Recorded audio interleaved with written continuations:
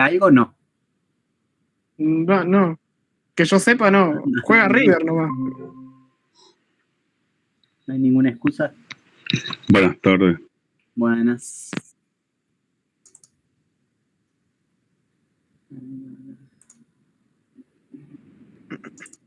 Estoy buscando la clase.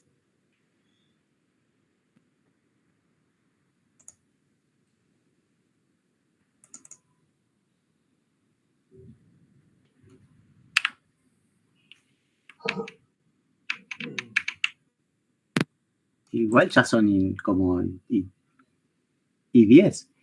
Supongo que somos nosotros nomás, ¿no? ¿No saben entonces de que hubiera nada en Quilmes o algo así? Porque la otra vez que eran pocos había una razón. ¿Alguien dijo algo? Sí, pero no hay. Que yo sepa, no hay nada en Quilmes. Mañana creo que es todo. Creo que hay paro docente mañana, si no me equivoco. Y el jueves.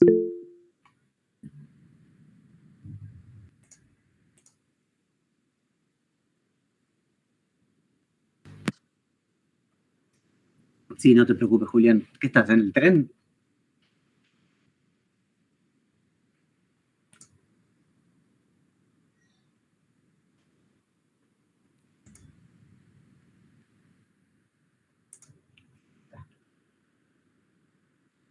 En el colectivo, ok. Bueno, empezamos.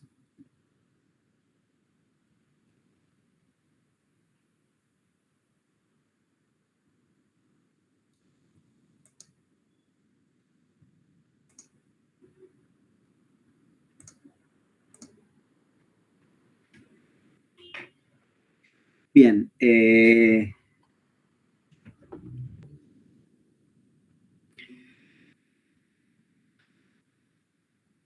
A ver, si recuerdan un poco el camino que estamos siguiendo, lo último que estuvimos viendo fue Kuhn, ¿se acuerdan? Y el modo en el que la filosofía de la ciencia cambió por esa época, al empezar a mirar un poco más lo que ocurría en la historia de la ciencia. Lo que vamos a ver ahora es un poco qué pasa con los enfoques. ¿Se acuerdan que habíamos comenzado viendo como los enfoques más clásicos, ¿no? El empirismo lógico, Popper, etc. Y lo que vamos a ver hoy es qué pasó, al menos según algunos de los empiristas lógicos, después de Kuhn, ¿sí? ¿Por qué? Porque por varias razones que van a ir entendiendo mientras lo vayamos viendo, ¿sí? En particular, lo que nos interesa es qué pasó con la concepción de teoría que tenían los empiristas lógicos, ¿sí? Que ahora vamos a recordar lo que es.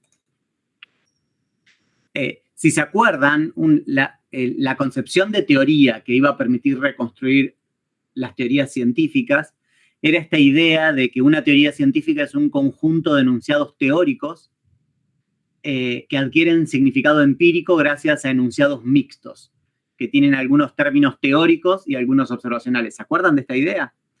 Entonces, en el dibujito que les había mostrado yo, la idea es que uno puede pensar esto es un gráfico, ¿no? Una analogía, algo por el estilo. Los puntos negros, estos serían términos teóricos, y la idea es que esta teoría que conecta términos teóricos después adquiere semántica empírica, significado empírico, se operacionaliza, porque hay reglas de correspondencia que conectan lo teórico con lo observacional, ¿sí? Y la distinción entre enunciados teóricos, enunciados mixtos y enunciados básicos presupone la distinción teórico-observacional, que es la idea de que hay términos teóricos y términos observacionales. Bueno, ahí se van sumando de a poco. ¿Sí? Entonces, esta es la concepción estándar de teoría científica, y lo que vamos a ver hoy es qué pasó con la concepción esta después de Kuhn, ¿sí? Si se acuerdan, Kuhn ponía en duda que los enunciados teóricos adquieran semántica por medio de reglas. Él pensaba que adquirían semántica por medio de ejemplos. ¿Se acuerdan? Bueno, ahora va a volver eso. Entonces, lo que presupone la presentación esto de lo que es una teoría según la concepción clásica es la distinción entre términos teóricos y términos observacionales. Y la idea es que los términos teóricos son los que nombran entidades que no se observan directamente y que adquieren semántica empírica de manera indirecta, ¿sí? El significado de los términos teóricos es a través de los términos observacionales. Y están los términos observacionales, que son los que nombran entidades directamente observables, que adquieren semántica empírica de manera no problemática, porque perro nombra a un perro, ¿sí? Nosotros ya estuvimos viendo todos los problemas que tenían estas ideas, ¿no? A lo largo de la materia. ¿No? Vimos varios problemas. Uno, por ejemplo, es la idea de que no es tan fácil establecer lo que es observacional y lo que es teórico, que las teorías influyen sobre la observación, qué sé yo. Bueno, estuvimos viendo varias cosas, pero esta distinción cumplía varios objetivos. El primero es entender cómo se contrastaban las teorías científicas. Básicamente, uno bajaba al terreno del observacional porque ahí había independencia, ¿sí?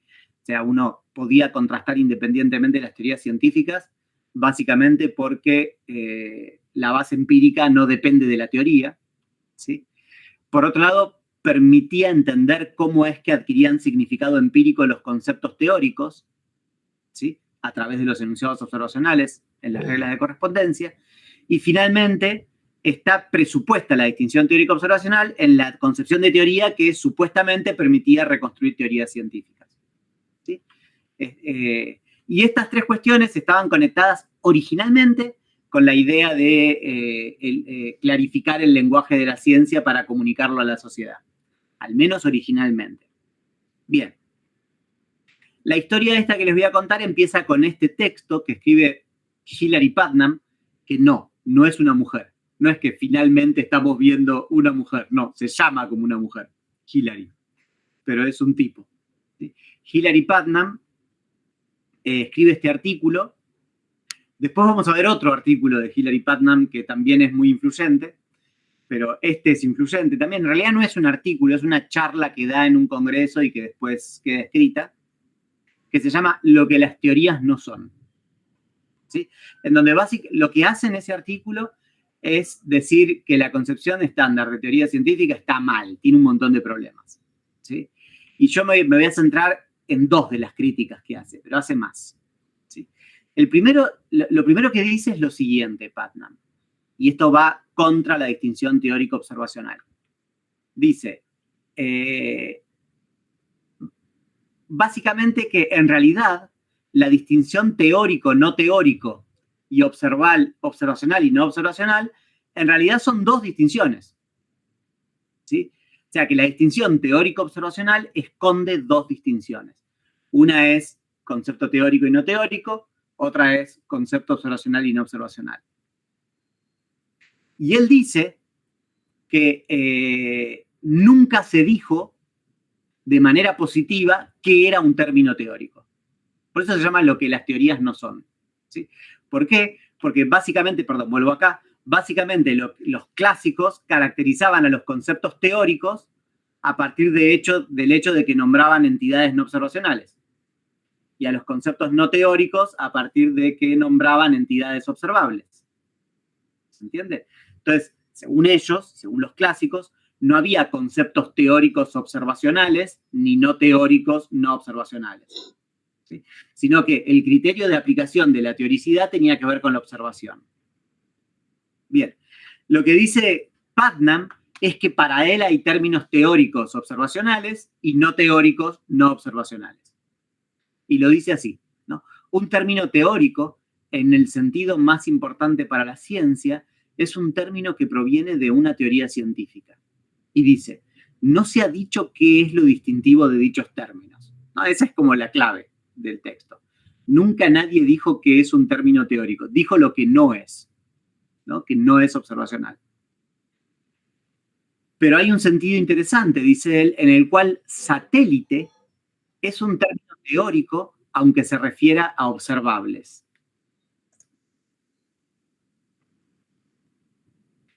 Enojado no sería teórico, aunque sea inobservable. ¿Por qué dice esto? Bueno, no es muy explícito al respecto, pero la idea es que el concepto de satélite proviene de teorías científicas. ¿Sí? En el sentido de que antes de Copérnico no había satélites, ¿se acuerdan? Digamos, antes de Copérnico, cuando todo giraba alrededor de la Tierra, no existía el concepto de satélite.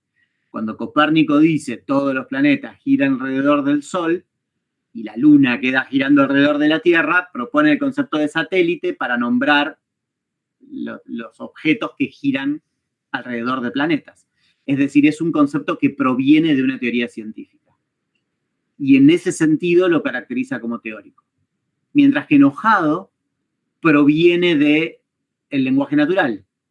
Es discutible esto, porque hay teorías psicológicas que tienen emociones como conceptos. Pero el origen es el lenguaje natural. Sin embargo, no nombra una entidad observable, porque vos no ves el enojo. Ves las expresiones del enojo. E inferís el enojo. ¿Sí? Las emociones no se ven. En otras personas, al menos. Entonces, en ese sentido, satélite sería teórico, porque proviene de una teoría, y observacional, porque es observable, mientras que el enojo es no teórico, porque proviene del lenguaje natural, pero es no observacional, porque no se observa el enojo. ¿Se ve? Bien. Esto es lo primero que dice Putnam, ¿no? Y, digamos, en general, muchos autores lo van a considerar como un reto, ¿no? Más allá de la propuesta que hace él, de que es un concepto teórico, que es un concepto propuesto por una teoría, abre la discusión respecto a, bueno, ¿cómo caracterizamos a los términos teóricos por la positiva? ¿Sí? Y no por la negativa. Lo otro que dice Putnam es lo siguiente, ¿no? Porque la idea es que un término observacional es un término que nombra entidades observables. ¿Sí? Y lo que va a poner en duda ahora es que los términos observacionales siempre nombren entidades observables. ¿Sí? Y lo dice así. No es muy claro. Yo después le voy a dar un ejemplo más claro. Dice, si un término de observación es tal que no se puede aplicar a una cosa inobservable, entonces no hay términos de observación. Porque todo término de observación puede aplicarse a entidades no observables. ¿Por qué dice eso? Dice, los términos que se refieren a inobservables invariablemente se aplican en la historia real de la ciencia con la ayuda de locuciones conocidas previamente que se refieren a inobservables. Nunca hubo una etapa del lenguaje en la cual fuese imposible hablar de inobservables. Incluso un niño de 3 años puede entender un cuento acerca de personas demasiado pequeñas para verse y ningún término teórico aparece en esa frase. ¿Se ve? Lo que dice él es, vos podés hablar de lo inobservable usando términos observacionales. ¿Sí? Como hablando de personas tan chiquititas que no pueden verse. No usas ningún término teórico y sin embargo estás hablando de inobservables. Y otro ejemplo, quizás un poco mejor, es no hay siquiera un solo término del cual se pueda decir con verdad que no podría usarse sin cambiar o ampliar su significado para referirse a inobservable. Rojo, por ejemplo, que es un observacional, obviamente, fue usado así por Newton cuando postuló que la luz roja estaba compuesta de corpúsculos rojos. ¿Sí? Entonces, rojo, cuando lo usás de la luz, es observacional, pero cuando decís corpúsculos rojos, que son los fotones de los que está formada la luz, estás aplicándolo a algo inobservable. ¿Sí? En síntesis dice, si un término observacional es un término que en principio puede usarse solo para referirse a cosas observables, no hay términos observacionales. ¿Sí, Martín? Sí, lo que quería preguntarle es si, o sea, lo que dice en el apartado 2 es si, o sea, ninguna palabra puede referirse a inobservables. O sea, lo que dice él es que la clase de los términos de observación parece incluir a veces la posibilidad de referirse a inobservables, ¿sí? Lo cual tiene algo de anómalo.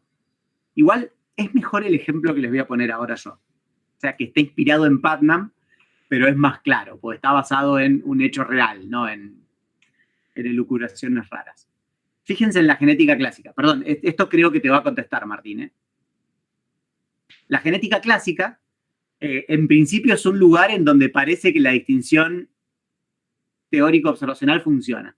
¿Por qué? Porque los genes o los factores son son inobservables, mientras que los rasgos son observacionales. Perdón. Sí, dije bien. Rasgo, cuando pensamos en Mendel, es el color de la planta, la altura de la planta. Pero ¿todo rasgo que se hereda mendelianamente es observable? No. Por ejemplo, el factor sanguíneo se hereda mendelianamente. ¿Sí? Es decir, el factor sanguíneo es un rasgo que vos podés rastrearlo con la genética de Mendel. Y sin embargo, es algo que vos explicás, que su herencia explicás a través de los genes, y que además vos podés contrastar la genética clásica haciendo predicciones respecto a el factor sanguíneo. ¿Se entiende? O sea que da la sensación de que el rol del concepto de rasgo, el hecho de formar parte de la base empírica y el hecho de hablar de aquello que querés explicar, no está atrapado por el hecho de ser observable, sino por otra cosa. ¿Sí? Y esto se parece a los ejemplos de Putnam, en el sentido de que el término observacional rasgo a veces se aplica a entidades que no son observables. ¿Sí? Y fíjense que es como una anomalía kuhniana del enfoque clásico, porque no es...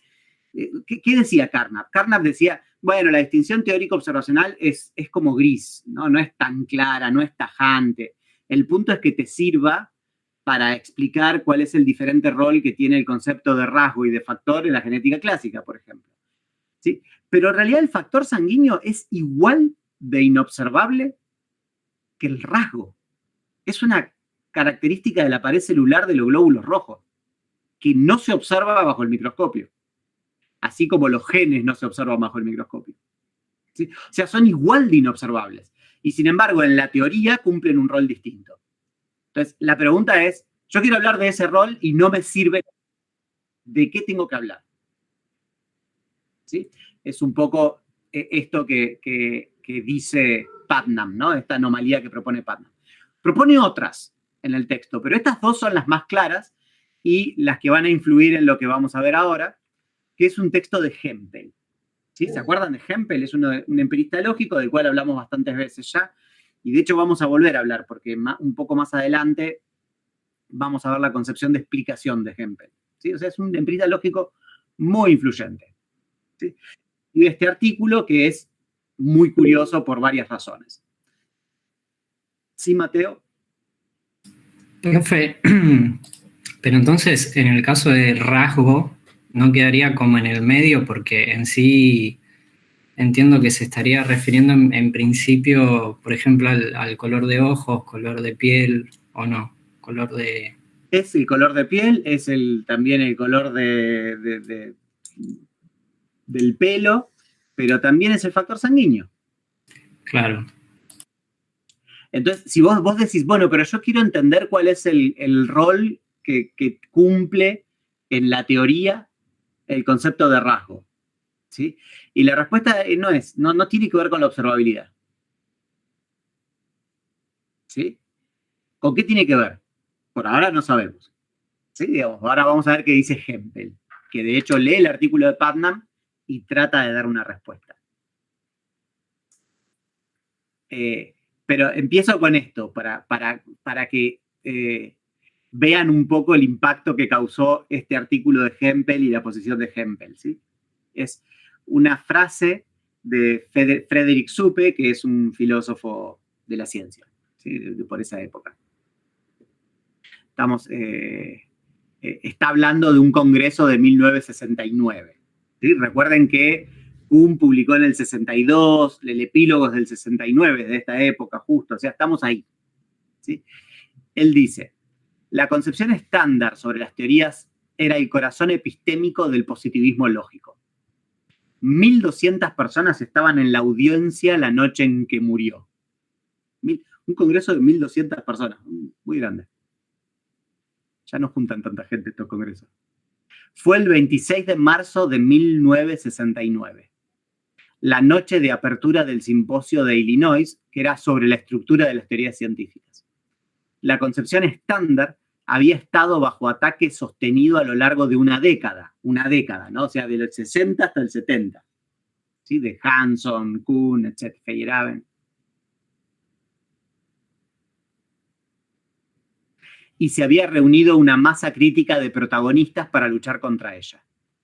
Hempel, uno de sus principales promotores, fue el orador de apertura y se esperaba que presentara la última revisión de la concepción estándar, porque se acuerdan que yo les contaba que ellos iban cambiando la concepción de teoría, volviéndola cada vez más fuerte o más débil, depende de cómo uno lo ve.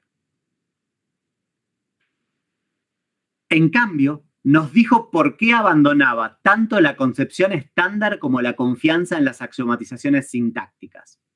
De repente supimos que la guerra había sido ganada y el simposio se convirtió en una enérgica exploración de hacia dónde ir ahora. ¿Sí? Es decir, ¿qué hace Hempel en este artículo? Dice, la concepción de teoría que estuve defendiendo desde que nací está mal. Y reconstruir teorías no parece tan importante. ¿Sí? Es curioso, qué sé yo, que un autor pueda desdecirse tanto. Obviamente es como la última palabra en el empirismo lógico, porque uno de los empiristas lógicos más famosos dice que no funciona la concepción de teoría. La última palabra en la tumba, era la metáfora, era espantosa la metáfora. Pero hay un sentido en el cual hay un éxito detrás del artículo, porque ¿qué es lo peor que le podría haber pasado al empirismo lógico? ¿Qué es lo peor que les podías decir si querías insultar a un empirista lógico?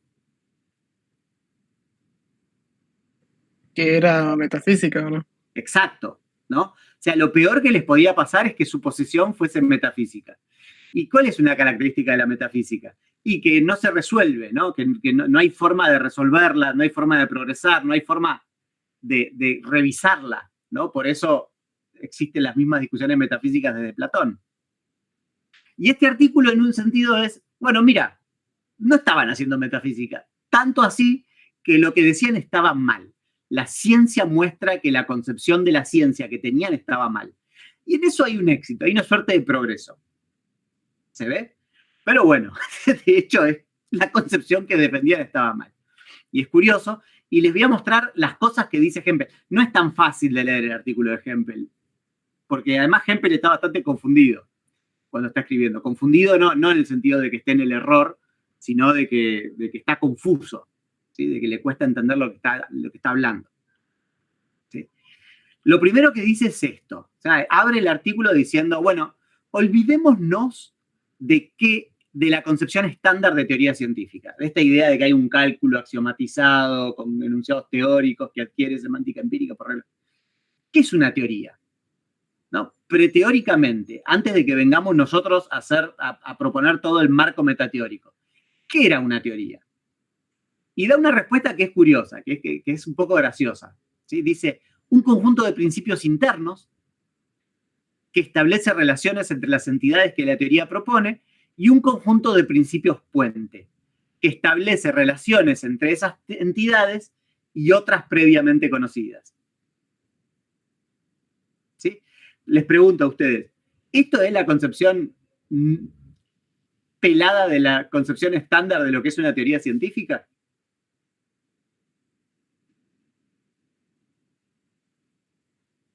No. Esto es la concepción clásica de lo que es una teoría científica sin la distinción teórico-observacional.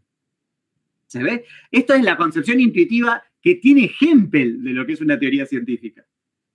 Porque hay dos tipos de enunciados. Enunciados que hablan de cosas que yo estoy proponiendo y enunciados que conectan eso con otras cosas para darle semántica empírica. Esa es la idea de la concepción estándar de teoría científica. ¿Sí? Pero ¿por qué él dice, por qué esto ya no es la concepción estándar en visión de Hempel? Porque ya no está usando la distinción teórico-observacional. Si se fijan, el modo en el que caracteriza los principios internos es porque establece relaciones entre entidades que la teoría propone, no entre entidades teóricas. Y los principios puente, que eran la regla de correspondencia, establecen relaciones entre esas entidades propuestas y previamente conocidas. Entonces, lo que está haciendo Hempel es eliminar la distinción teórico-observacional y proponer otra, que se parece un poco a la de Putnam, pero que no es la de Putnam, ¿sí? ¿Cuál es la distinción? Es esta, que es como muy interesante por muchas razones. Es relativa a una teoría, primera cuestión, ¿sí? Ya no estamos, la distinción teórico-observacional se aplicaba a cualquier término, ¿sí? Vos tomabas un término y decías, este no es observacional, así que es teórico, este es observacional, así que es no teórico, ¿sí? La de Putnam también es absoluta, era la distinción que había entre términos propuestos por teorías y términos no propuestos por teorías, que venían del lenguaje natural. También es absoluta, ¿no? Vos tomás un término y decís, este pertenece acá o acá. Esta de Hempel ya no es así, es relativa a una teoría, ¿sí? En una teoría, un concepto es antecedente a esa teoría si estaba antes y si lo puedo entender sin esa teoría. Y es teórico en esa teoría si está propuesto por la teoría. ¿Qué quiere decir propuesto por la teoría? Básicamente que el concepto aparece por primera vez en el marco de esa teoría. Antes no estaba el concepto. ¿Sí? Ejemplo, fuerza en la mecánica clásica, ¿sí? Antes de Newton no existía el concepto de fuerza. Existía el término fuerza, obvio, del lenguaje natural. Pero el concepto que ese término expresa no existía. Es un concepto nuevo. El concepto de factor es nuevo. Lo propone Mendel. Antes que Mendel nadie había propuesto ese concepto, ¿sí? Y uno puede aplicarlo a un montón de teorías, ¿sí? ¿Cuál es el concepto que propuso Marx?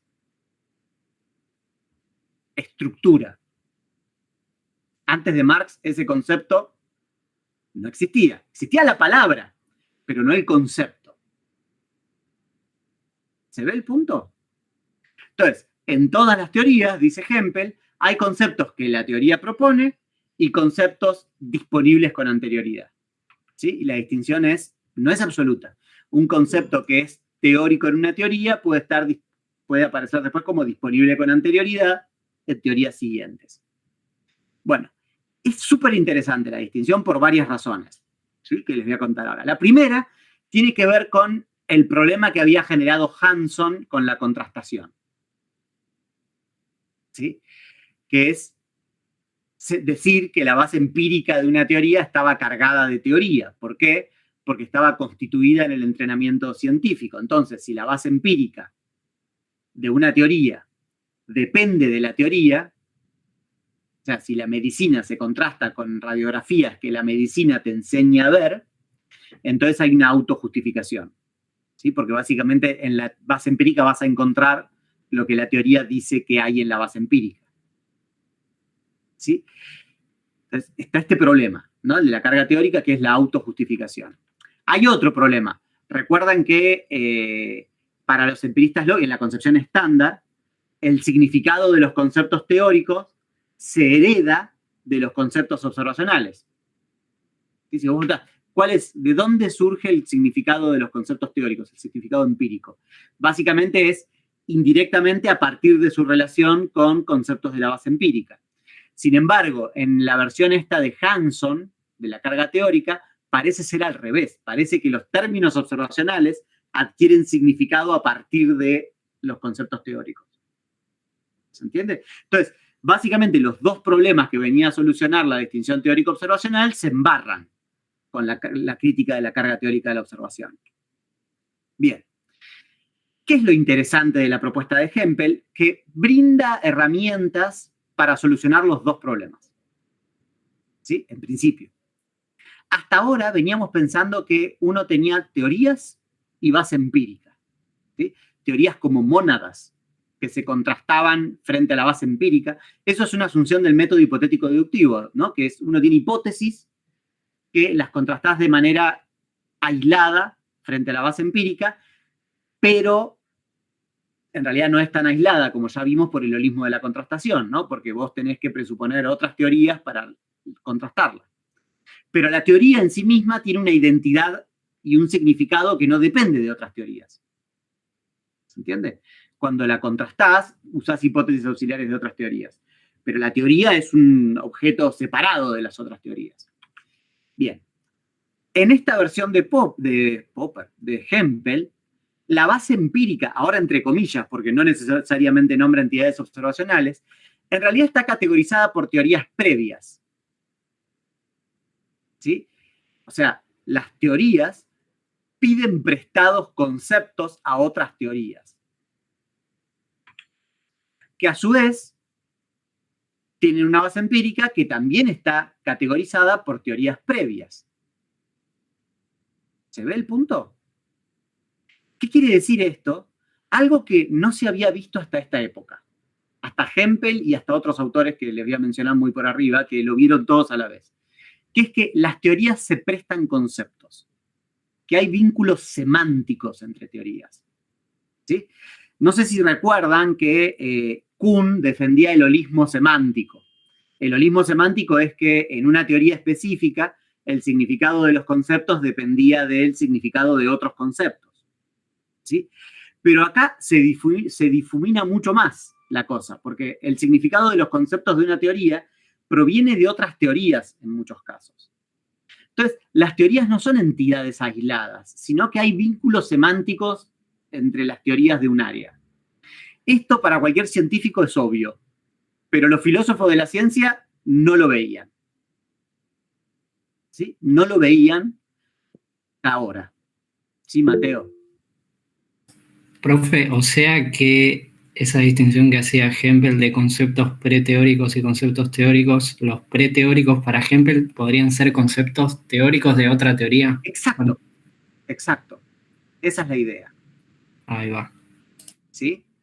Pero ven que es interesante la cuestión, ¿no? Digamos, como es que de golpe se ve algo que no se estaba viendo, que no se estaba tomando en cuenta. ¿Sí? ¿O no se aceptaba? Yo creo que no se lo veía demasiado.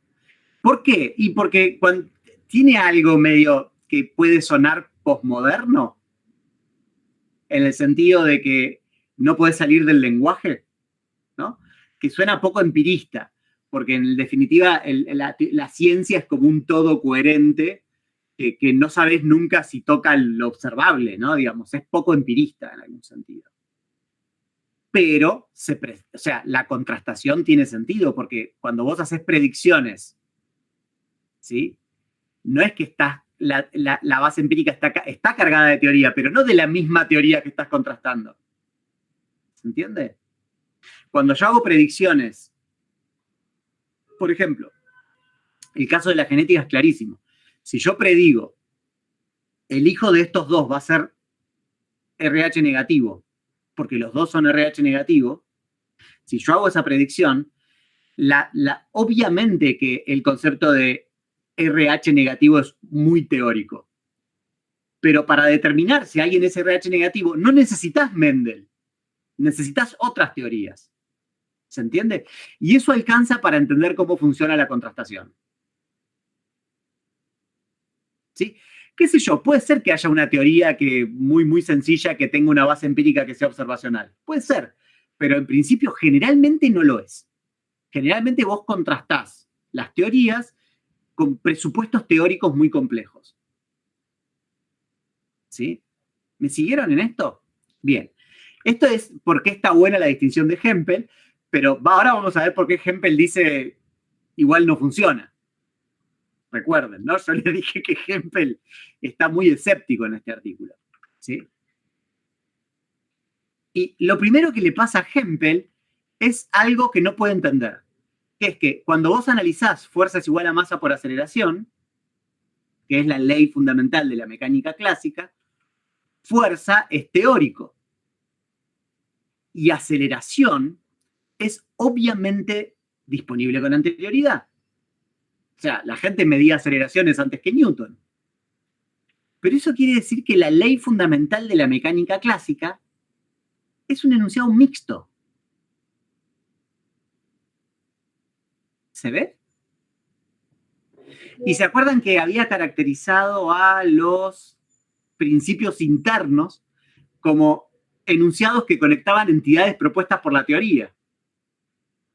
Y a los principios puente a enunciados que conectaban lo propuesto por la teoría con lo disponible a anterioridad. Si se caracterizan así, la ley fundamental es un principio puente. Pero recuerden que la teoría científica eran los principios internos, que solo adquirían semántica empírica por los principios puente. Hempel que dice, no sé qué está pasando. No lo sé, no lo entiendo. ¿Sí? Y dice, ¿será que la distinción entre principios internos y puentes no se basa en el lenguaje? Se basa en otra cosa que no sé lo que es. ¿Sí? ¿Qué diría Kuhn de esto? ¿Será que estás pensando mal cómo las teorías científicas adquieren semántica empírica? Porque recuerden que lo que dice Kuhn es, no hay regla de correspondencia. ¿No? Digamos, la semántica empírica se adquiere por otros medios. Bien. Diálogo posible entre Hempel y Kuhn. Primer problema. Segundo problema.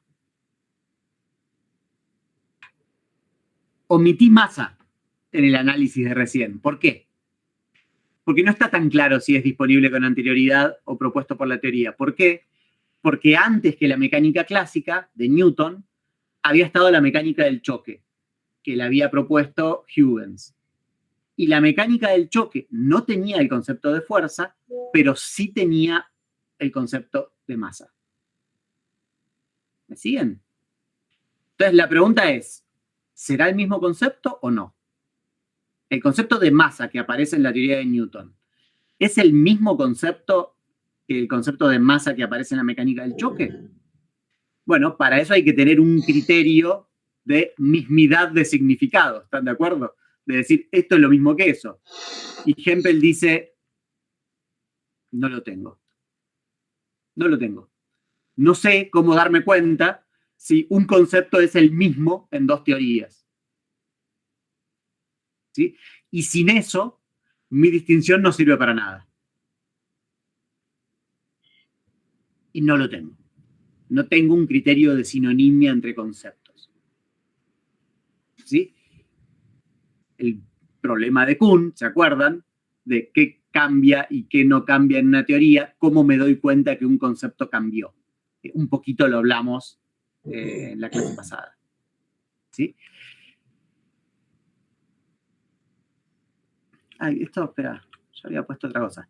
Este diálogo entre Kuhn y Hempel que inventé, ahora vuelvo al slide anterior, es inventado, porque no sé si tuvieron efectivamente ese diálogo específico, pero Kuhn y Hempel trabajaron juntos, ¿sí? Y Hempel dice esto de Kuhn.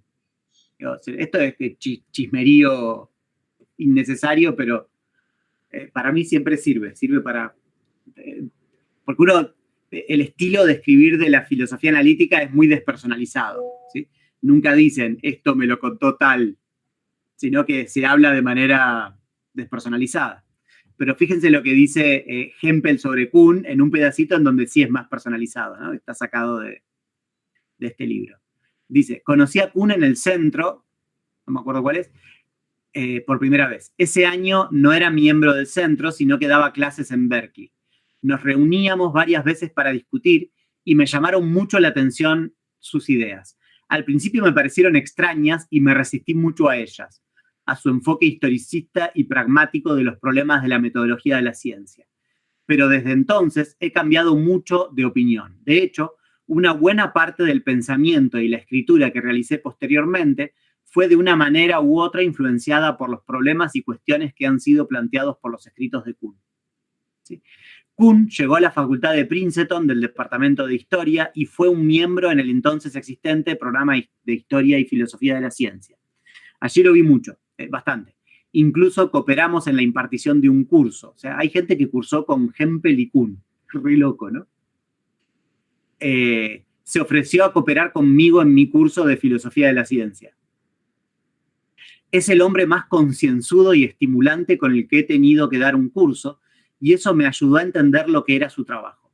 Era una forma muy diferente de ver los problemas de la metodología, me hizo reflexionar más sobre las limitaciones del enfoque analítico, que era el que defendían y desarrollaban los empiristas lógicos.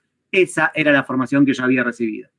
Es decir, fue fuertemente impactado por las ideas de Kuhn, Hempel. ¿Sí? Bien. Ok. Lo más duro del texto este de Hempel no es que renuncie a la distinción teórico-observacional, que piense que con eso renuncia a la distinción clásica de teoría, sino que directamente pone en duda que sirva para algo reconstruir teorías científicas. ¿Sí? Es decir, no solo pone en duda los medios, sino los mismos fines. Recuerden lo que era reconstruir teorías científicas para el empirismo lógico. Era básicamente la razón de ser del programa, ¿no? Conectada con el objetivo de comunicar la ciencia y de clarificar el lenguaje de la ciencia. No. Y Hempel directamente renuncia a la idea de que reconstruir teorías científicas sea interesante. ¿Por qué? Bueno, primero porque una vez que tenés reconstruida la teoría, no tenés forma de saber si un enunciado pertenece o no a la teoría.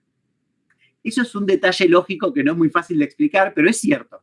Digamos, no es que porque vos tenés reconstruida la teoría, después podés reconocer un enunciado y decir, este pertenece o no. ¿Sí? Para eso tenés que demostrarlo. Y demostrarlo, generalmente no hay un criterio de deducibilidad para demostrar enunciado. ¿Vieron que hay teoremas, qué sé yo, el teorema de Fermat, esas cosas que están hace no sé cuántos siglos? ¿Saben de qué hablo o no? Que un tipo escribió, un matemático escribió, demostré este teorema al borde de un texto suyo y no sé, y por siglos, o sea, pero no anotó la demostración. Y por siglos los matemáticos trataban de demostrarlo y empezaban a dudar de que fuese cierto que estaba demostrado hasta que hace un tiempo un loco lo demostró, como 3 siglos después. Bueno, eso es porque generalmente no hay procedimientos de decisión para saber si un teorema pertenece a un sistema axiomático. En la lógica sí, en la lógica de primer orden lo hay, es una tabla de verdad, pero bueno, no importa. Pero generalmente no, entonces no es que tener reconstruida la teoría te permite reconocer qué cosas pertenecen a la teoría y qué no. ¿Sí? Lo segundo es que con todo esto que venía hablando Hempel, no ofrece solución a uno de los problemas que les interesaba, quizás el que más les interesaba, que es entender el significado de los conceptos teóricos. ¿Sí? O sea, no estamos entendiendo el significado de los conceptos teóricos con reconstruyendo teorías científicas, por todos los problemas de los que veníamos hablando.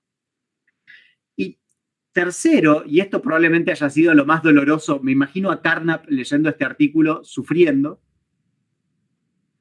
no es necesario para enseñar. O sea, los científicos aprenden sin necesidad de que las teorías estén reconstruidas. Nunca nadie dijo que no. ¿Se entiende, no? El proyecto era que las aprendan mejor, era ayudarlos a que las aprendan, ¿no? Pero acá Hempel dice, no sé si sirve reconstruir las teorías para enseñarlas. ¿Sí? Pero dice, es cierto que reconstruir teorías podría permitir entender algunos problemas particulares en la ciencia. ¿Sí? A veces, algunos problemas específicos, en áreas específicas, digamos, para solucionar ciertos problemas en esas áreas, sirvió tener la teoría reconstruida y pone unos ejemplos en mecánica cuántica, donde axiomatizaciones mostraron qué sé yo qué cosas. Bien, esto es como lo más terrible del artículo de Hempel, ¿no? Que directamente renuncia a la idea de reconstruir teorías científicas. Ah, se me terminó la clase. Perdón, pensé que seguía. Se me terminaron los slides. Porque me olvidé que la dividí en 2 esta clase. Iba demasiado rápido. Generalmente doy más contenidos en la clase. Pero, ¿saben qué me pasó? Cuando hice el programa pensé que íbamos a perder muchas más clases. Y no perdimos tantas clases. O sea, fui más pesimista que lo que necesario, lo cual me sorprende porque me parece que estamos absolutamente derrotados, pero bueno. La clase que viene, vamos a ver si podemos rescatar a la idea de reconstruir teorías científicas, ¿sí? Como de hecho fue rescatada por algunos, ¿sí? No es que yo se los voy a inventar, digamos, sino que vamos a ver qué pasó cómo se salió de este problema, parcialmente, porque de hecho no es que hoy sea un objetivo de la filosofía de la ciencia reconstruir teorías científicas, ¿sí? De hecho, si uno manda la reconstrucción de una teoría científica a una revista, lo más probable es que se la desaprueben porque faltan resultados originales filosóficos. No, tenés que decir algo más que reconstruir una teoría científica, ¿no? Para publicar un paper en filosofía de la ciencia. Pero definitivamente no, se dejó de ser el objetivo de la filosofía de la ciencia, pero de todos modos hay muchas áreas, sobre todo de la filosofía especial de la ciencia, en donde el trabajo de reconstruir teorías científicas es interesante, ¿sí? Por eso, en la próxima clase yo les voy a contar un enfoque para reconstruir teorías científicas, que no es el enfoque, es uno. Más que nada porque me interesa en la siguiente clase mostrarles qué es reconstruir una teoría científica y por qué puede ser interesante hacerlo. ¿Está bien? Ese es un poco el plan. Se hizo recorta la clase, pero bueno, mejor para ustedes, que se pueden ir a cenar más temprano. ¿Alguna duda? ¿Me siguieron? ¿Bien?